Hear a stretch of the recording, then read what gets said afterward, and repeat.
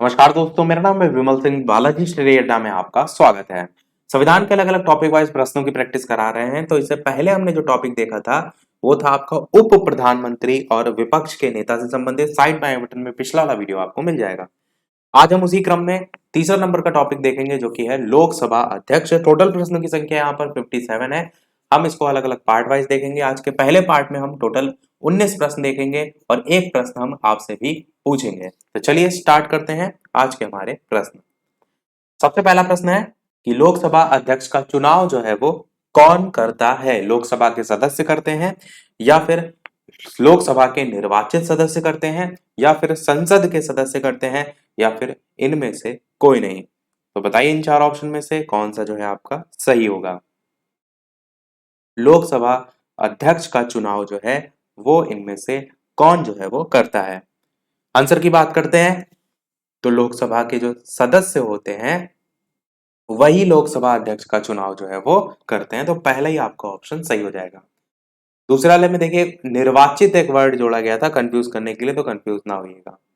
दूसरा प्रश्न आपका है कि लोकसभा के स्पीकर का जो निर्वाचन है वो होता है संसद के सभी सदस्यों के द्वारा, लोकसभा के जो सभी सदस्य हैं उनके द्वारा, प्रत्यक्ष रूप से जनता के द्वारा, या फिर लोकसभा में बहुमत दल के जो सदस्य हैं उनके द्वारा। तो बताइए कौन सा इनमें से सही होगा। तो मैंने अभी ऊपर बताया लोकसभा जो अध्यक्ष है उसका निर्वाचन लोकसभा के जो सदस्य हैं उनके द्वारा ही किया जाता है। और अगर निर्वाचन की तिथि की बात करें तो वो जो है वो राष्ट्रपति के द्वारा निश्चित की जाती है। राष्ट्रपति के द्वारा निश्चित की गई जो तिथि होती है उसकी सूचना जो लोकसभा का महासचिव होता है वो सदस्यों को जो है वो दे देता है। तो आंसर यहाँ पर भी आपका बी वाला ही सही हो जाएगा, यानी लोकसभा के सभी सदस्यों के द्वारा ही लोकसभा के जो स्पीकर हैं उसका निर्वाचन जो है वो होता है। तीसरा प्रश्न देखते हैं आपका कि लोकसभा का अस्थायी अध्यक्ष किसके द्वारा नियुक्त किया जाता है? अब यहाँ पर एक वर्ड अस्थायी जो है वो पूछा गया है। तो संबंधित सदन के द्वारा, या फिर निवर्तमान अध्यक्ष के द्वारा, प्रधानमंत्री के द्वारा, राष्ट्रपति के द्वारा, कौन सा इनमें से सही होगा? लोकसभा का अस्थायी अध्यक्ष किसके द्वारा नियुक्त किया जाता है? और एक चीज और, वर्तमान में लोकसभा के अध्यक्ष कौन है? स्पीकर या अध्यक्ष उसी को कहते हैं। तो ओम बिड़ला है, नाम जो है इनका ध्यान रखिएगा। ओम बिड़ला। आंसर की बात करते हैं तीसरे वाले प्रश्न की, तो राष्ट्रपति आपका जो है वो सही हो जाएगा। लोकसभा का अस्थायी अध्यक्ष यदि बात की जाए तो राष्ट्रपति के द्वारा जो है वो नियुक्त किया जाता है। और ओम बिड़ला जो है इनसे पहले कौन थे? तो सुमित्रा महाजन थी। सुमित्रा महाजन से पहले मीरा कुमार थी। उनसे पहले सोमनाथ चटर्जी थे। तो इस टाइप से क्रम था, आपको एक दो पता होना चाहिए। चौथा प्रश्न देखते हैं, लोकसभा अध्यक्ष निम्नांकित में से किस रूप में शपथ लेता है? लोकसभा अध्यक्ष के रूप में, लोकसभा के जो आम सदस्य हैं उसके रूप में, या फिर लोकसभा जो है उसके वरिष्ठ सदस्य के रूप में, या फिर इनमें से कोई नहीं? तो बताइए इनमें से कौन सा जो है आपका सही होगा? लोकसभा अध्यक्ष के रूप में, लोकसभा के आम सदस्य के रूप में, लोकसभा के वरिष्ठ सदस्य के रूप में, या फिर इनमें से कोई नहीं? आंसर की बात करते हैं तो बी वाला आपका ऑप्शन सही हो जाएगा। लोकसभा जो अध्यक्ष है वो लोकसभा के आम सदस्य के रूप में ही शपथ जो है वो लेता है। तो बी वाला आपका ऑप्शन सही होगा। अगला देखते हैं आपका पांचवा नंबर प्रश्न, लोकसभा अध्यक्ष जो है उसको पद की शपथ ग्रहण कौन कराता है? राष्ट्रपति कराता है, सर्वोच्च न्यायालय के मुख्य न्यायाधीश कराते हैं, निवर्तमान लोकसभा अध्यक्ष कराता है, या शपथ ग्रहण की आवश्यकता ही नहीं होती? बहुत बढ़िया प्रश्न है। बताइए लोकसभा जो अध्यक्ष है उसको पद की शपथ ग्रहण जो है वो कौन कराता है? तो ऑप्शन एबीसीडी में से कौन सा सही होगा? चलिए आंसर की बात करते हैं। तो लोकसभा अध्यक्ष जो है उसको पद की शपथ की ग्रहण की आवश्यकता ही नहीं होती। आपका डी वाला ऑप्शन सही हो जाएगा। कई बार क्या होता है हम राष्ट्रपति देखते हैं लगाकर टिक चले आते हैं, गलत हो जाएगा। ध्यान रखिएगा लोकसभा अध्यक्ष को पद की शपथ ग्रहण करने की आवश्यकता नहीं होती। और ऑप्शन में अगर थोड़ा सा बदलाव हो, क्योंकि ऐसा होता है कि लोकसभा जो अध्यक्ष होता है वो लोकसभा के अध्यक्ष अध्यक्ष के रूप में शपथ नहीं लेते हैं, सामान्य जो सदस्य होता है उसके रूप में शपथ लेता है, इसीलिए शपथ ग्रहण की आवश्यकता नहीं होती। यहाँ पर ऑप्शन दे रखा है। प्रत्येक जो आम चुनाव होता है ना, उसके बाद जब लोकसभा का पहली बार आयोजन किया जाता है तो प्रोटेम स्पीकर जो होता है उसके द्वारा नए निर्वाचित जो सदस्य हैं उनको शपथ दिलाई जाती है। तो यदि आपको ऑप्शन में प्रोटेम स्पीकर देखने को मिले तो आप इसको भी टिक जो है वो कर सकते हैं। अगला देखते हैं आपका छठा नंबर प्रश्न कि आम चुनाव के बाद अल्पकालीन अध्यक्ष लोकसभा द्वारा निर्वाचित किया जाता है, भारत के राष्ट्रपति जो हैं उनके द्वारा निर्वाचित किया जाता है, उच्चतम न्यायालय के मुख्य न्यायाधीश द्वारा नियुक्त किया जाता है, या लोकसभा का ज्येष्ठतम सदस्य होता है। बताइए इन चारों ऑप्शन में से कौन सा जो है आपका सही होगा। आम चुनाव के बाद अल्पकालीन जो अध्यक्ष है वो कौन सा सही होगा। चलिए आंसर की बात करते हैं तो डी वाला आपका ऑप्शन सही हो जाएगा, यानी कि लोकसभा का जो ज्येष्ठतम सदस्य है वो जो है आपका होता है, ज्येष्ठतम सदस्य होता है। सातवां प्रश्न देखते हैं कि जो सदस्य लोकसभा अध्यक्ष का चुनाव करते हैं वे होते हैं पार्लियामेंट के, मंत्रिमंडल के, राज्यसभा के, लोकसभा के। बताइए, अच्छा प्रश्न है। साथ ही साथ वीडियो पसंद आए तो लाइक भी करते रहिएगा। इसी प्रकार अच्छे अच्छे प्रश्न हम प्रैक्टिस जो है वो करते रहें। तो आपको बताना यह है कि जो सदस्य लोकसभा अध्यक्ष का चुनाव करते हैं वे जो है वो होते हैं पार्लियामेंट के, मंत्रिमंडल के, राज्यसभा के, या फिर लोकसभा के। आंसर की बात करते हैं तो वे जो है वो लोकसभा के जो है वो होते हैं। आपका डी वाला ऑप्शन यहाँ पर सही हो जाएगा, जो सदस्य लोकसभा अध्यक्ष का चुनाव करते हैं। आठवां प्रश्न आपका है कि लोकसभा अध्यक्ष जो है वो अपना पद जो है वो कब खाली करता है। लोकसभा भंग हो जाने पर, राष्ट्रपति द्वारा ऐसा कहे जाने पर, अगली लोकसभा जो है उसके गठन के बाद, या फिर राज्यसभा द्वारा इस संबंध में प्रस्ताव पारित करने पर। तो लोकसभा अध्यक्ष अपना पद जो है वो कब खाली करता है, ये आपको यहाँ पर बताना है। चलिए बात करते हैं आंसर की ऑप्शन एबीसीडी में से। तो आपका सी वाला ऑप्शन यहाँ पर सही होगा, अगली लोकसभा के गठन के बाद जो है ये आपका सही होगा। तो आपका ऑप्शन सी वाला यहाँ पर जो है वो सही हो जाएगा। अगला प्रश्न देखते हैं आपका नवा कि लोकसभा अध्यक्ष अपना जो त्याग पत्र है वो किसको देता है। राष्ट्रपति को, उपराष्ट्रपति को, प्रधानमंत्री को, या फिर लोकसभा अध्यक्ष को। अच्छा प्रश्न है, महत्वपूर्ण प्रश्न है। बताइए इनमें से कौन सा जो है वो सही होगा। लोकसभा जो अध्यक्ष है यदि वो अपना त्याग पत्र देना चाहे तो राष्ट्रपति को देगा, या फिर उपराष्ट्रपति को, या फिर प्रधानमंत्री को, या फिर लोकसभा का जो अध्यक्ष है वो उपाध्यक्ष को देगा।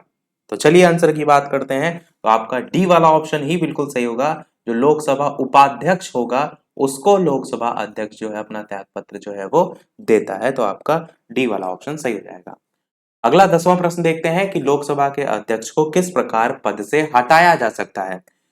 सबसे पहला ऑप्शन है कि लोकसभा के सदस्य जो है उसको द्वारा साधारण बहुमत से संकल्प पारित करके, या फिर साधारण बहुमत से संकल्प पारित। बी वाले ऑप्शन में भी सेम लिख दिया इन्होंने, लोकसभा के सदस्यों द्वारा साधारण बहुमत से संकल्प पारित करके। और सी ऑप्शन है संसद के सदस्य जो है उनके द्वारा 2/3 बहुमत से संकल्प पारित करके, और सी में भी डी वही इन्होंने कर दिया है। तो कुल मिलाकर दो ही ऑप्शन है, बताइए इनमें से सही कौन सा होगा। चलिए आंसर की बात करते हैं। तो ए वाला ही आप सही है कि लोकसभा के जो सदस्य हैं उसके द्वारा साधारण बहुमत से संकल्प पारित करके। अगला प्रश्न देखते हैं आपका 11 नंबर कि लोकसभा जो अध्यक्ष है उसका प्रतिमाह वेतन के रूप में कितना रुपया उसको मिलता है। चार ऑप्शन है, 2,50,000, 2,80,000, 3,50,000, या फिर 4 लाख। तो कौन सा इनमें से सही होगा। तो ऑप्शन एबीसीडी में से बताना है आपको लोकसभा अध्यक्ष को प्रतिमाह वेतन के रूप में कितना रुपया मिलता है। आंसर की बात करते हैं इन चारों ऑप्शन में से, तो आपका डी वाला ऑप्शन सही हो जाएगा, यानी कि 4 लाख रुपए की धनराशि जो है वो प्राप्त होती है लोकसभा अध्यक्ष को। और इस तरीके से भी आप इसको कह सकते हैं कि लोकसभा अध्यक्ष जो है इसको राज्यसभा के जो सभापति हैं, जो कि उपराष्ट्रपति होता है, उसके समान ही मासिक वेतन जो है और अन्य जो भत्ते होते हैं वो मिलता है। एक यहाँ पर मई 2002 की बात है, इसको संसद द्वारा पारित एक संशोधन विधेयक था। उसके अनुसार ये प्रावधान कर दिया गया था कि यदि लोकसभा का जो अध्यक्ष है इसकी मृत्यु हो जाती है उसके पद पर रहते हुए, या उसकी अवधि में हो जाती है तो उसके परिवार यानी पति या पत्नी को पेंशन, आवास और स्वास्थ्य सुविधाएं ये सभी जो है वो प्रदान की जाएंगी। और ये सुविधाएं इस संशोधन से क्यों जोड़ी गई, कहने का मतलब यह है कि पहले ये सुविधाएं केवल और केवल राष्ट्रपति और उपराष्ट्रपति जो पद थे उनके लिए थी। फिर मई 2002 में ये संशोधन आया, फिर उसमें लोकसभा अध्यक्ष के लिए भी ये सुविधाएं जो है वो कर दी गई हैं। तो 4 लाख आपका यहाँ पर सही हो जाएगा। 12 नंबर प्रश्न देखते हैं कि लोकसभा अध्यक्ष के संबंध में निम्न में से कौन सा कथन जो है वो सही है। वो राष्ट्रपति जो है उसके प्रसाद पर्यंत पद धारण करता है। यदि वह निर्वाचन के समय सदन का सदस्य ना हो तो वह 6 माह के अंदर संसद का सदस्य बन सकता है। सी ऑप्शन, यदि सामान्य अवधि से पूर्व सदन जो है उसको भंग कर दिया जाए तो उसे अपना पद छोड़ना होगा। और डी ऑप्शन, यदि वह त्यागपत्र देना चाहे तो उसे अपना त्यागपत्र लोकसभा उपाध्यक्ष को देना होगा। तो 4 ऑप्शन है, बताना आपको यह है लोकसभा अध्यक्ष के संबंध में कौन सा कथन सही है। तो चलिए आंसर की बात करते हैं ऑप्शन एबीसीडी में से। तो डी वाला आपका ऑप्शन यहाँ पर सही होगा। यदि वह त्याग पत्र देना चाहे तो उसे अपना त्याग पत्र लोकसभा उपाध्यक्ष जो है उसको देना होगा, यही आपका सही हो जाएगा। अगला प्रश्न देखते हैं आपका 13 नंबर की निर्णायक मत देने का अधिकार जो है वो किसको है। अच्छा प्रश्न है, राष्ट्रपति को है या फिर उपराष्ट्रपति को है या फिर प्रधानमंत्री को है या फिर लोकसभा अध्यक्ष को है। तो बताइए इन 4 ऑप्शन में से कौन सा जो है वो सही होगा। निर्णायक मत देने का अधिकार जो है इनमें से किसको है। आंसर की बात करते हैं ऑप्शन चारों में से, तो आपका ऑप्शन डी वाला लोकसभा अध्यक्ष जो है वो बिल्कुल सही हो जाएगा। निर्णायक मत देने का अधिकार लोकसभा अध्यक्ष को जो है वो होता है। 14 नंबर प्रश्न आपका है, लोकसभा जो अध्यक्ष हैं उनको सामान्य परिस्थितियों में मत देने का अधिकार नहीं है या फिर केवल टाई रहने पर मत देने का अधिकार है या फिर संसद के जो अन्य सदस्य हैं उनकी भांति मत देने का अधिकार है या फिर संसद के सत्र में केवल एक बार मत देने का अधिकार है। तो बताइए लोकसभा के अध्यक्ष को इनमें से कौन सा जो है वो सही होगा। आंसर की बात कर लेते हैं ऑप्शन एबीसीडी में से। तो केवल और केवल टाई होने पर, टाई मतलब बराबर रहने पर मत देने का अधिकार जो है वो है लोकसभा के अध्यक्ष को। तो यही आपका जो है वो सही हो जाएगा। अगला देखते हैं आपका प्रश्न 15 नंबर कि लोकसभा का जो अध्यक्ष है किसको संबोधित लेख द्वारा अपना पद जो है वो त्याग सकेगा। भारत के राष्ट्रपति, भारत के प्रधानमंत्री, भारत के उपराष्ट्रपति या फिर लोकसभा का उपाध्यक्ष। तो बताना यह है कि इसको संबंधित लेख द्वारा अपना पद जो है वो त्याग सकेगा। तो चलिए बात करते हैं फिर आंसर की, इन 4 ऑप्शन में से कौन सा सही होगा। तो लोकसभा का अध्यक्ष जो है वो लोकसभा के उपाध्यक्ष, ऊपर एक इस टाइप का प्रश्न आया था पर सेम ऐसा नहीं था, थोड़ा अलग था। तो लोकसभा के उपाध्यक्ष को ही संबंधित लेख द्वारा अपना पद जो है वो त्याग सकेगा। 16 नंबर प्रश्न देखते हैं आपका, यदि लोकसभा के अध्यक्ष और उपाध्यक्ष दोनों के पद रिक्त होते हैं तो फिर सदन के जो बैठक है उसकी अध्यक्षता कौन करेगा। सदन जो है उसके द्वारा नामित सदस्य करेंगे या फिर लोकसभा का जो वरिष्ठतम सदस्य है वो करेगा या फिर सदन द्वारा अनुमोदित चेयरपर्सन के पैनल से प्रथम सदस्य करेंगे या फिर राष्ट्रपति द्वारा नाम निर्दिष्ट सदस्य करेंगे। तो बताइए कौन सा इनमें से सही होगा। यदि लोकसभा के अध्यक्ष और उपाध्यक्ष दोनों के पद जो है वो रिक्त होते हैं तो फिर सदन के बैठकों की अध्यक्षता कौन करेगा। तो आंसर की बात करते हैं, सी वाला आपका ऑप्शन सही होगा, यानी कि सदन द्वारा अनुमोदित चेयरपर्सन के पैनल से जो प्रथम सदस्य होगा वो जो है वो बैठक की अध्यक्षता जो है वो करेगा। अगला प्रश्न देखते हैं आपका 17 नंबर की लोकसभा सचिवालय प्रत्यक्ष पर्यवेक्षण के अधीन है गृह मंत्रालय के या फिर संसदीय मंत्रालय के या फिर प्रधानमंत्री कार्यालय के या फिर लोकसभा अध्यक्ष के। कौन सा जो है वो सही होगा बताइए। लोकसभा जो सचिवालय है वो प्रत्यक्ष पर्यवेक्षण के अधीन है। चलिए बात करते हैं आंसर की इन 4 ऑप्शन में से। तो आपका ऑप्शन डी वाला यानी कि लोकसभा अध्यक्ष के अधीन जो है वो होगा। देखते हैं हमारा अगला प्रश्न 18 कि लोकसभा और राज्यसभा की संयुक्त बैठक की अध्यक्षता कौन करता है। ये महत्वपूर्ण नहीं है, मोस्ट इंपॉर्टेंट क्वेश्चन में आप इसे रख सकते हैं क्योंकि ये क्वेश्चन बहुत ज्यादा पूछा जाता है और ये हमारा सेकंड लास्ट प्रश्न होगा। स्टार्टिंग में मैंने बताया था 19 प्रश्न तक हम देखेंगे और एक प्रश्न हम आपसे भी पूछेंगे। तो बताइए, लोकसभा और राज्यसभा की संयुक्त बैठक की अध्यक्षता कौन करता है? उपाध्यक्ष करता है, प्रधानमंत्री करता है, लोकसभा उपाध्यक्ष करता है या फिर लोकसभा का अध्यक्ष करता है? कौन सा इनमें से सही होगा? तो चलिए बात करते हैं फिर आंसर की, इनमें से सही कौन सा होगा। तो याद रखिएगा, लोकसभा और राज्यसभा की जब संयुक्त बैठक की अध्यक्षता की बात होती है तो लोकसभा अध्यक्ष के द्वारा जो है वो होती है अध्यक्षता की बात, क्योंकि यही प्रश्न ऐसे भी आता है कि कौन जो है वो बुलाता है, कौन आहूत करता है, तब वहां पर आपका आंसर बदल जाता है। तो वहां पर आपका आंसर राष्ट्रपति हो जाता है। चलिए देखते हैं हमारा अगला और इस वीडियो का लास्ट प्रश्न। इसके बाद एक प्रश्न हम आपसे भी पूछेंगे, पर इस प्रश्न को देखने से पहले वीडियो अभी तक आपने लाइक ना किया हो, सभी लोग वीडियो को लाइक भी करते रहिएगा, चैनल पर नए हो सब्सक्राइब करके जुड़ जाइएगा, और भी कोई वीडियो आए नया तो आपको इसी प्रकार नोटिफिकेशन के थ्रू मिलता रहे। टेलीग्राम चैनल से ना जुड़े हो तो लिंक आपको डिस्क्रिप्शन में मिल जाएगी, सर्च करके भी जुड़ सकते हैं। कई बार नोटिफिकेशन नहीं आता है, वो सारी चीजें आपको वहां पर प्रोवाइड हो जाती हैं। 19 नंबर प्रश्न आपका है कि लोकसभा में किसी विधेयक को धन विधेयक के रूप में कौन प्रमाणित करता है? राष्ट्रपति करता है, वित्त मंत्री करता है, प्रधानमंत्री करता है या फिर लोकसभा अध्यक्ष करता है? बताइए इन चार ऑप्शन में से कौन सा जो है आपका सही होगा। लोकसभा में किसी विधेयक को धन विधेयक के रूप में कौन प्रमाणित करता है? तो चलिए बात करते हैं फिर आंसर की। तो आपका ऑप्शन लोकसभा अध्यक्ष जो है वो सही हो जाएगा। ये भी आपका इंपॉर्टेंट क्वेश्चन है, ये भी जो है वो पूछा जाता है धन विधेयक के संबंध में।